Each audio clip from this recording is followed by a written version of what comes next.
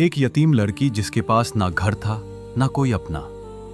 एक भयानक रात उसे जंगल में एक कांपती जान मिली और उस एक फैसले ने उसकी पूरी जिंदगी बदल कर रख दी।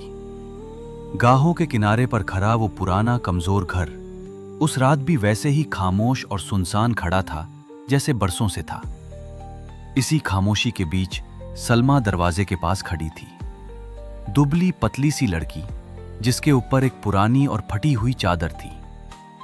वो चादर शायद सर्दी को पूरी तरह रोक नहीं सकती थी, मगर यही उसकी वाहिद पनाह थी। उसकी आंखों में एक ऐसी खामोशी थी जो सिर्फ वही लोग समझ सकते हैं जिन्होंने तन्हाई को बहुत करीब से जिया हो। उसने आहिस्ता से बाल्टी उठाई और कुएं की तरफ चल पड़ी। रात गहरी थी, रास्ता कीचड़ से भरा हुआ था। उसके पांव मिट्टी में ढंस जाते और हर कदम चलने में उसे तकलीफ का सामना करना पड़ता। ऊपर आसमान पर बादलों ने पूरा आसमान छुपा रखा था। चांद जो अक्सर इस सुनसान रास्ते पर उसका खामोश साथी बन जाता था, आज कहीं नजर नहीं आ रहा था।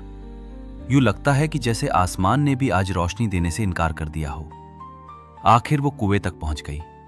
उसने आहिस्ता से बल्टी को रस्सी के साथ नीचे डाला। जैसे ही कुएं में पानी की आवाज आई तो उसकी आवाज रात के सन्नाटे में गूंज उठी। सलमा के हाथ सर्दी से कांप रहे थे। उसने बड़ी एहतियात से बल्टी पानी से भर लिया। फिर एक लम्हे के लिए उसकी नजर पानी की सतह पर ठहर गई। वो खामोशी से उसे देखती रही। उस साफ सतह पर न कोई चेहरा था न कोई अक्स, बस गहरा अंधेरा। वही अंधेरा जो उसकी जिंदगी के हर दिन में फैला हुआ था। माँ बाप को दुनिया से गए बरसों बीत चुके थे। इस घर में अब उसके सिवा कोई न था, न कोई आवाज देने वाला न कोई हाल पूछने वाला।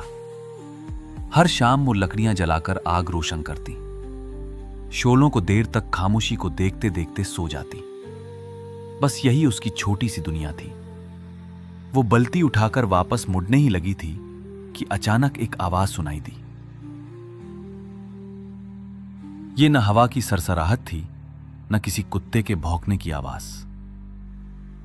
ये किसी के रोने की आवाज थी, बारीक कांपती हुई, कमजोर सी, जैसे कोई नाही सी जान अभी अभी इस बेरहम सर्दी में दुनिया में आई हो और पूरी कायनात से एक ही सवाल कर रही हो, क्या यहां कोई है? सलमा के कदम अचानक रुक गए। उसने बल्टी अपने सीने से लगा लिया। उसका दिल तेजी से धड़कने लगा और यूं लगा जैसे उसके दिल ने इस आवाज को कानों से पहले सुन लिया हो। वो अभी तक नहीं जानती थी कि यही रात उसकी जिंदगी का रुख बदलने वाली है। जंगल की सूखी टहनियां हवा में ऐसे हिल रही थी जैसे अंधेरे में कोई साया बाजू फैला रहा हो। मगर सलमा न रुकी न डरी। उसने अपनी चादर को और मजबूती से लपेटा, बाल्टी एक पत्थर पर रखा और आहिस्ता आहिस्ता उस आवाज की तरह बढ़ने लगी। कुछ कदम आगे जाकर जब उसने झाड़ियों के पीछे झांका तो उसका दिल एक लम्हे के लिए जैसे रुक सा गया। वहां एक नन्ही सी बिल्ली का बच्चा पड़ा था, बिल्कुल सफेद। उसका नन्हा सा जिस्म सर्द जमीन पर कांप रहा था।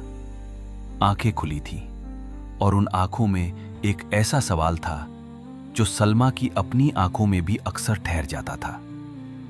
मुझे कोई चाहिए। सलमा आहिस्ता से घुटनों के बल बैठ गई। उसने नरमी से हाथ आगे बढ़ाया। बिल्ली के बच्चे ने एक बहुत कमजोर सी आवाज निकाली, जैसे कह रही हो, देर मत करो। सलमा के होंठों से धीरे से सिर्फ एक जुमला निकला, देर मत, अब मैं हूं। उसने अपनी चादर उतार दी, वही चादर जो इस बर्फीली रात में उसकी वाहिद ढाल थी, और एहतियात से उस ननी जान के गिर्द लपेट दी। उसी लम्हे उसके दिल में एक अजीब सी गर्माहट जागी, ऐसी जो बाहर की सर्दी से बिल्कुल मुख्तलिफ थी। वो नहीं जानती थी ये बिल्ली का बच्चा कहां से आया है, ना ये कि उसकी मां कहां है। मगर एक बात उसे दिल के अंदर कहीं बहुत गहराई में महसूस हो रही थी कि ये रास्ता महज इत्तेफाक नहीं था। उसने बड़ी मुश्किल से उस नन्ही जान को उठाया और आहिस्ता आहिस्ता अपने छोटे घर की तरफ चल पड़ी। रात अब भी खामोश थी, जैसे वो खुद इस लम्हे की गवाह बन गई हो, एक ऐसी कहानी के आगाज की गवाह जिसे अभी किसी ने सुना नहीं था। दिन गुजारते गए, मौसम बदलते रहे और वक्त की नर्म रफ्तार के साथ बिल्ली जिसका नाम नूर रखा गया, वो भी आहिस्ता आहिस्ता बड़ी होती गई। जंगल सर्द रात में कांपती हुई मिली थी, अब उसके जिस्म में जान आने लगी थी। उसकी टांगें मजबूत हो गई, कदमों में रफ्तार आ गई और उसकी चाल में एक अजीब सा सुकून पैदा हो गया। जब वो चलती तो यूं लगता जैसे उसे अपने रास्ते का पूरा यकीन हो। अब नूर हमेशा सलमा के पीछे पीछे चलती, बिल्कुल वैसे जैसे साया अपने वजूद से जुड़ा नहीं होता। जहां सलमा जाती, नूर भी वहीं होती। अगर सलमा लकड़ियां चुनने बाहर निकलती तो नूर खामोशी से उसके पीछे चल पड़ती। अगर वह कुएं की तरफ जाती तो नूर भी कदम ब कदम पर उसके साथ होती। उसकी आंखों में एक ऐसी मासूमियत थी जो अल्फाज के बगैर भी समझ आ जाती थी। सलमा को अक्सर महसूस होता कि अब वो नूर के बिना नहीं रह सकती, और नूर भी बहुत प्यार करती थी सलमा से, जैसे दोनों की जिंदगी एक ही धागे से बन गई हो। एक रात जब बाहर सर्दी की खामोशी फैली हुई थी और आसमान पर सितारे तिमतिमा रहे थे, सलमा अपने छोटे से कच्चे घर के अंदर आग के पास बैठी थी। लकड़ियों के जलने की हल्की सी आवाज फिजा में गूंज रही थी। उसके चेहरे पर थकान के आसार थे। दिन भर की मेहनत उसके जिस्म में बस चुकी थी। मगर उस रात एक फर्क था। खामोशी तो थी, मगर बात तन्हाई नहीं थी जो पहले हुआ करती थी। नूर उसके पास बैठी थी। सलमा ने आहिस्ता से अपना सर उसके गर्म जिस्म से टिका दिया। इस गर्माहट में एक अजीब सी तसल्ली थी।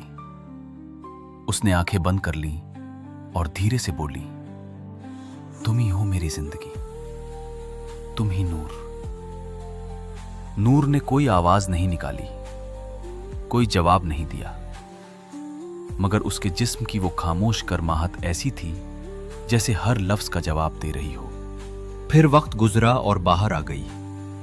वो बाहर जो आहिस्ता आहिस्ता जमीन पर उतरती है, जैसे किसी दरवाजे पर दस्तक देने से पहले लम्हा भर रुककर सोचती हो। मिट्टी से एक नई खुशबू उठने लगी। हवा नर्म हो गई। दश्तों की शाखों पर हल्की हरियाली झलकने लगी और सुबह की रोशनी में एक नई ताजगी शामिल हो गई। इसी नर्म सी सुबह सलमा की आंख नूर की आवाज से खुली, लेकिन ये वो आवाज नहीं थी जो उसने पहली रात सुनी थी। वो कमजोर और डरी हुई आवाज अब कहीं नहीं थी। उसके बजाय ये आवाज गहरी थी, मजबूत थी, जैसे नूर अब अपनी ताकत को पहचान चुकी हो। सलमा जल्दी से उसके करीब आई और देखकर हैरान रह गई। नूर अब पहले से कहीं ज्यादा बड़ी और मजबूत हो चुकी थी। उसके जिस्म पर चमक आ गई थी। उसकी आंखें एक अजीब सी चमक से जगमगा रही थीं, ऐसी चमक जैसे अंदर कहीं रोशनी जल रही हो। उसी दिन सलमा ने देखा कि नूर के पास एक छोटा सा बोरा रखा था। इससे पहले वो बोरा कभी सलमा ने नहीं देखा था। जब उसने खोला तो अंदर सूखे फल और जड़ी बूटियां थीं। वो हैरान खड़ी रह गई। नूर ने उस रात कहां से ये सब लाया? अगली रात सलमा जागी तो देखा नूर गायब है।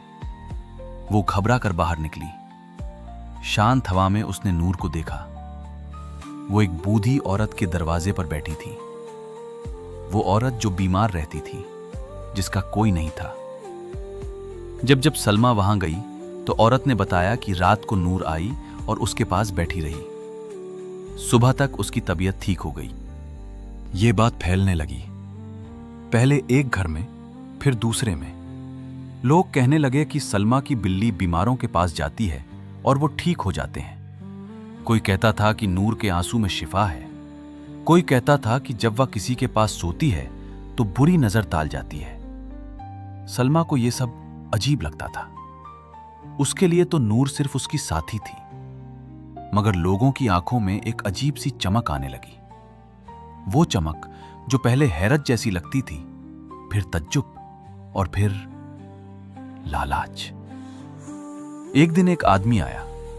उसने कहा कि वो दूर के शहर से आया है, उसके बेटे को बुखार है जो ठीक नहीं हो रहा। वो नूर को अपने साथ ले जाना चाहता था। सलमा ने मना कर दिया।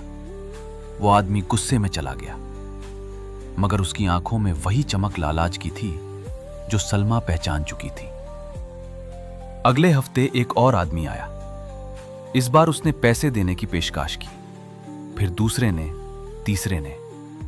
हर कोई नूर को खरीदना चाहता था। सलमा हर बार मना कर देती।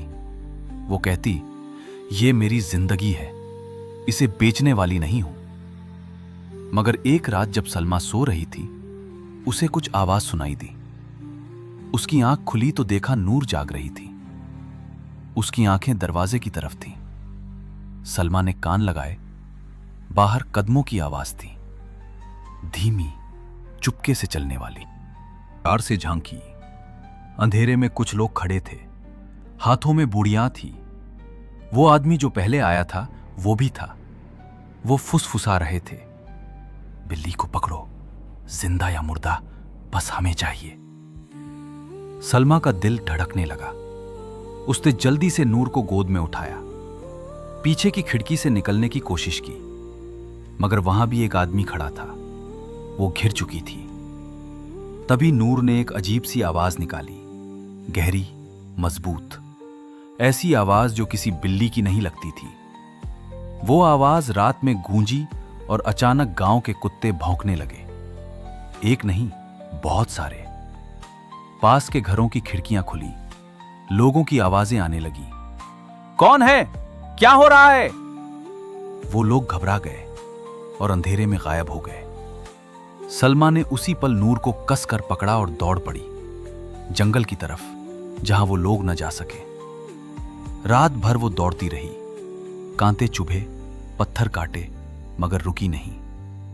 नूर उसकी गोद में थी, गरम, सहमी हुई। सुबह जब रोशनी हुई तो वो एक पुराने दर्ख्त के नीचे पहुंची, ढकी हुई, सांस फूली हुई, मगर आजाद। उसने नूर को देखा। उसकी आंखों में वही सवाल था जो पहली रात था, मुझे कोई चाहिए। मगर अब इस सवाल का जवाब बदल गया था। सलमा ने मुस्कुराते हुए कहा, हम एक दूसरे को चाहिए, बस। गांव के लोग अब भी कहते हैं कि उस जंगल में एक रोशनी है जो रात को दिखती है, जो बीमारों को ठीक करती है, जो अकेले दिलों के साथ है। कोई कहता है वो नूर की रूह है, कोई कहता है वो सलमा की मोहब्बत है। अगर आपको ये कहानी पसंद आई हो तो इसे सिर्फ एक स्टोरी समझकर मत छोड़िए, इसमें छुपा पैगाम समझिए। कभी कभी जिंदगी में सबसे छोटी सी मेहरबानी एक पूरी जिंदगी बदल देती है। और जो नेकी आप करते हो वही किसी दिन रोशनी बनकर आपके पास लौट आती है। अगर आप भी चाहते हो ऐसी और दिल को छू जाने वाली कहानियां, तो चैनल को सब्सक्राइब जरूर करें और इस वीडियो को शेयर करें ताकि ये पैगाम और लोगों तक पहुंच सके। मिलते हैं अगली कहानी में। तब तक अपना ख्याल रखिए और याद रखिए, हर अंधेरी रात के बाद रोशनी जरूर आती है। अल्लाह हाफिज।